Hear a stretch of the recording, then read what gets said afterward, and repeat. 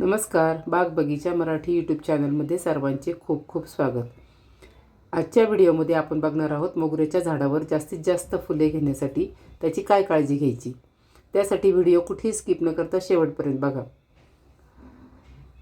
वसंत ऋतूला सुरुवात झाली म्हणजे आपल्याला मोगऱ्याचे वेध लागतात. उन्हाळा हा मोगऱ्याचा सीझन आहे, पण त्याची तयारी आपल्याला आत्ताच करायची आहे. साधारण रात्रीचं तापमान 15 अंशाच्या पुढे गेलं आणि दिवसाचं तापमान 24-25च्या पुढे गेलं म्हणजे वसंत ऋतू सुरू होतो आणि आपल्या झाडावर अशा नवीन फुटी दिसायला लागतात बघा. छोटे छोटे पानं यायला लागतात आणि हीच ती वेळ असते ज्यावेळेस आपल्याला मोगऱ्याच्या झाडावर काही कामं करायची आहेत. तर ती कामं काय करायची, तर आपल्याला मोगऱ्याच्या झाडाची आपण आता छाटणी करू शकतो. त्याची आपल्याला रिपॉटिंग करू शकतो. म्हणजे रूट बाउंड झाड झालेलं असतं, म्हणजे मुळ्यांनी अगदी गच्च झाड झालेलं असतं, तर त्याची वाढ खुंटते. अशा वेळेस आपल्याला त्या झाडाच्या मुळ्या काढून आणि परत दुसऱ्या कुंडीमध्ये ते झाड लावता येतं. शिवाय त्याला आता आपल्याला भरपूर खतं घालायची आहेत आणि कुंडी पूर्णपणे उन्हामध्ये ठेवायची आहे, म्हणजे आपल्या झाडावर भरपूर फुलं येतील. मोगऱ्याची छाटणी करणं खूप गरजेचं आहे. छाटणी केल्यामुळं काय होतं, जो राहिलेला भाग आहे झाडाचा त्याच्यावरनं भरपूर नवीन फांद्या येतात आणि त्या नवीन फांद्यांवर भरपूर कळ्या लागून आणि फुलं भरपूर लागतात. तर छाटणी आपल्याला 2 प्रकारे करता येते. एक तर हलकी छाटणी किंवा खरड छाटणी. खरड छाटणी म्हणजे जवळजवळ 3/4 भाग झाडाचा आपल्याला काढून टाकायचा आहे आणि हलकी छाटणी म्हणजे फक्त झाडाचे आपल्याला शेंडे छाटायचे आहेत. तर ह्या झाडाचं माझं खूप जुनं झाड नाही आहे, त्यामुळे याची मी आता काही खरड छाटणी करणार नाही आहे. याच्या मला फक्त शेंडे छाटायचे आहेत आज. शेंडे छाटून आणि मग झाडाचे पानं काढून आणि मग त्याला मी खतं घालणार आहे. तर ते खतं काय काय द्यायचे झाडाला ते आपण पुढं बघणारच आहोत. तर आता बघा असे साधारण आपण अंदाज घ्यायचा आपल्याला केवढं झाड पाहिजे. साधारण अर्धं झाड तुम्ही करू शकता किंवा 3/4 झाड पण तुम्ही छाटून टाकू शकता. जर खूप जुनं झाड असेल ना, मग पानं खूप खराब झालेले असतील, काड्या खूप खराब झालेल्या असतील, तर तुमचं झाड बघून तुम्ही ठरवायचं तुम्हाला कशी छाटणी करायची. आता या झाडाची मी लांब वाढलेल्या फांद्या होत्या ना, त्या छाटलेल्या आहेत. तर ह्या फांद्या छाटल्या म्हणजे काय होईल, खालून आपल्याला भरपूर नवीन फांद्या येणार आहेत. आणि आता हे पानं काढायचे. तर झाडाचे अगदी संपूर्ण पानं काढले तरी चालतात, पण काय होतं आपल्याला ते एवढे पानं काढून टाकायला आपलं मन धजावत नाही.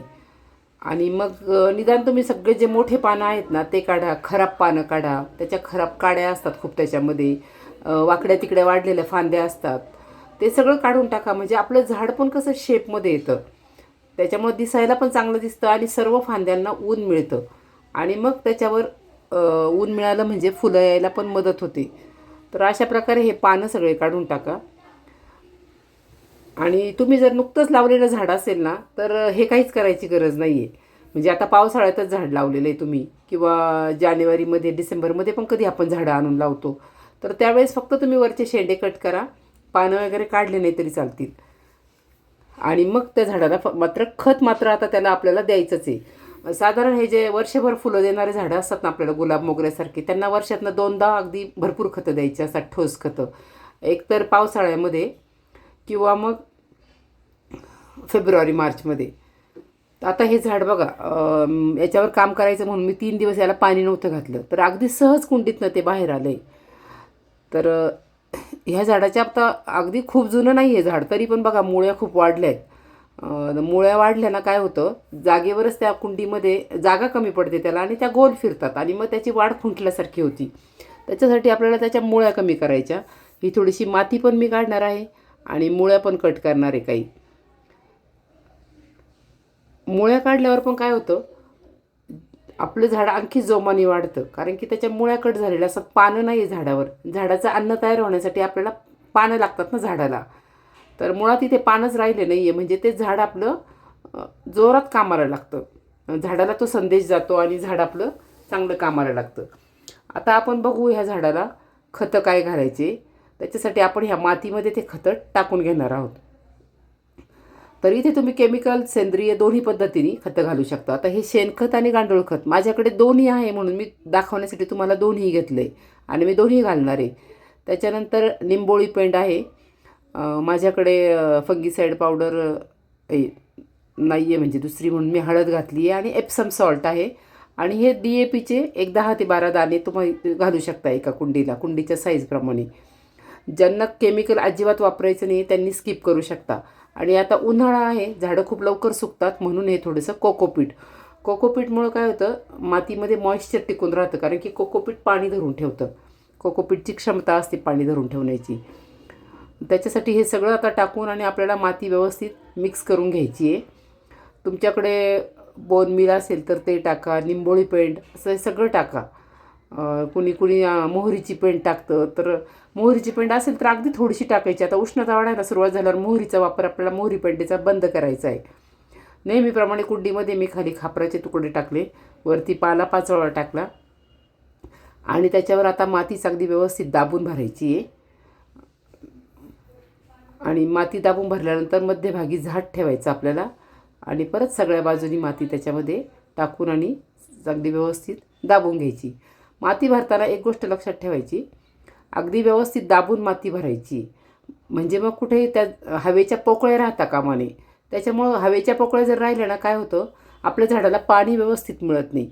आपण पाणी घातल्यानंतर काय होतं, त्या ती जी पोकळी राहिलेली असते ना शिल्लक, त्याच्यातनं पाणी भरकन बाहेर निघतं आणि कुंडीच्या बाहेर येतं आणि आपल्याला वाटतं की आपलं पाणी झाडाला म्हणजे घालून झालं आहे, भरपूर पाणी तर कुंडीच्या खालनं बाहेर आलं आहे. पण तसं नसतं, ते संपूर्ण माती भिजत नाही त्याच्यामुळं. त्याच्यासाठी व्यवस्थित दाबून दाबून माती भरायची आहे. असं झाड लावल्यानंतर पण आहे 2-3 दिवसांनी परत तुम्ही त्या मातीला थोडंसं साईडनी एखादी टोकदार वस्तू घालायची सगळ्या बाजूनी, म्हणजे मग ती व्यवस्थित आपलं झाड लागतं. आणि एकदा झाड लावल्यानंतर बघा 20-22व्या दिवशी तुम्हाला झाडावर कळ्या दिसायला सुरुवात होईल आणि जवळजवळ 27-28व्या दिवशी एक महिन्यामध्ये तुमच्या झाडावर फुलं यायला सुरुवात होईल. तर अशा प्रकारे मोगऱ्याच्या झाडाची तुम्ही काळजी घेतली ना, तर तुमच्या पण झाडाला भरपूर कळ्या येतील. आणि सगळ्यात महत्त्वाची गोष्ट याच्यामध्ये आहे ती म्हणजे झाडाला ऊन भरपूर मिळालं पाहिजे. मोगरा, गुलाब ह्या झाडांना तुम्हाला जास्तीत जास्त दिवसाचं जेवढं ऊन देता येईल ना, तेवढं मिळालं पाहिजे झाडाला. तर कुंडी अशा ठिकाणी ठेवायची की जिथे भरपूर ऊन येईल. पण तुमच्याकडे समजा बिल्डिंगची वगैरे सावली येत असेल ना, तर निदान सकाळचं 4 ते 5 तासाचं किंवा दुपारनंतरचं 4-5 तासाचं ऊन मिळेल ना, अशा ठिकाणी तरी तुम्ही कुंडी ठेवा. सावलीमध्ये जर तुम्ही कुंडी ठेवली तर तुमच्या झाडाला कितीही खत घाला, फुलं खूप कमी येतील. ही गोष्ट तुम्ही नेहमी लक्षात ठेवा. जे नैसर्गिक मिळतं आहे ना, ते भरपूर द्यायचं आहे आपल्याला झाडाला. त्याच्यासाठी काही आपल्याला खर्च करायचा नाही आहे. फक्त तुम्ही तशी जागा बघा आणि तिथे कुंडी ठेवा. तर कसा वाटला तुम्हाला माझा व्हिडिओ? व्हिडिओ जर तुम्हाला माहितीपूर्ण वाटला असेल तर व्हिडिओला लाईक करा, शेअर करा आणि माझ्या चॅनलवर जर तुम्ही नवीन असाल तर चॅनलला सबस्क्राईब करून बेल आयकॉनवर क्लिक करा. व्हिडिओ शेवटपर्यंत बघितल्याबद्दल धन्यवाद.